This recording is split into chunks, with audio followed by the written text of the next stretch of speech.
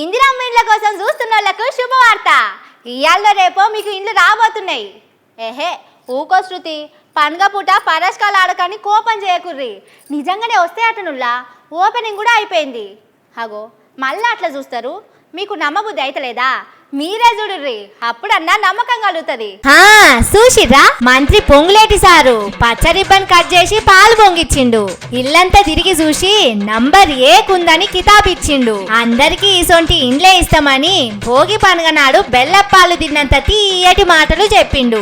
అంత మంచిగానే ఉన్నది గాని కాంగ్రెస్ వాళ్ళు వచ్చి ఏడాదే అవుతున్నది. ఇందిరమ్మ ఇండ్లు కట్టిస్తామని చెప్పి 6 నెలలే అవుతున్నది. కానీ ఇంత జల్దిన ముగ్గు పోసిండ్రు, పిల్లలు వేసిండ్రు, స్లాబ్ వేసిండ్రు, ఇల్లు కట్టిండ్రు, సున్నాలేసి పాలు కూడా పొంగిచ్చిర్రంటే రికాం లేకుండా ఎంత జోరు మీద పని చేస్తున్నారో కదా. పేదోళ్ళ మీద ఎంత ప్రేమ ఉంటే ఇంత జల్దిన చేస్తారని కండ్లు తేలేయకుర్రి. అసలు ముచ్చటేంటిదంటే ఇవి కాంగ్రెస్ వాళ్ళు కట్టించిన ఇందిరమ్మ ఇండ్లు కాదు, సోనియమ్మ ఇండ్లు కాదు, పోయిన సర్కారోళ్ళు కట్టిన డబుల్ బెడ్రూమ్ ఇండ్లు. వీటి మీద 3 రంగులేసి ఇందిరమ్మ ఇండ్లని చెప్పుకుంటున్నారు. ఇంత చేసినా కాంగ్రెస్ వాళ్ళ గాచారం ఏందో ఏమో. ఇట్లా రిబ్బన్ కత్తిరిచ్చిరో లేదో అట్లా లొల్లులు శురువైనాయి. అమ్రి అని పెట్టిరు, ఫస్ట్ లిస్టు నాదే, ఇల్లు వచ్చింది నాది, 2సారి 3సారి కూడా వచ్చింది. ఇప్పుడు రాత్రినే చెడగొట్టి కొత్త లిస్టు తయారు చేసిరు, మాకు ఇల్లు లేదంటారు.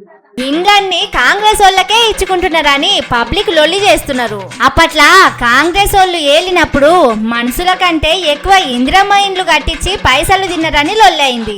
ఇప్పుడేమో ఇట్లా అవుతున్నది. కానీ కాంగ్రెస్ వాళ్ళ మాటలు యాది చేసుకుంటేనే నవ్వొస్తున్నదుల్లా. మొన్నటిదాకా ఇదే ఇండ్ల మీద ఎట్లా మాట్లాడిర్రు? సిమెంట్ వేయకుండా ఉట్టి ఉసుకతోనే గోడలు కట్టిండ్రు, గాలొస్తే కూలిపోతున్నాయని గాయ చేసిండ్రు. అన్ని పిట్టగుళ్ళ లెక్కనే ఉన్నాయని అలా టీవీలా పేపర్లల్లా రాతలు రాయించిండ్రు. ఇప్పుడు అవే ఇండ్లకు 3 రంగులు పూసి నెంబర్ ఇండ్లు ఇస్తున్నామని జబ్బలు చాసుకుంటుండ్రు. అవే టీవీలా పేపర్లా రాతలు రాయించుకుంటుండ్రు. దేనికైనా కాంగ్రెస్ వాళ్ళ లెక్క తెలివి ఉండాలని పబ్లిక్ మాట్లాడుకుంటుండ్రు.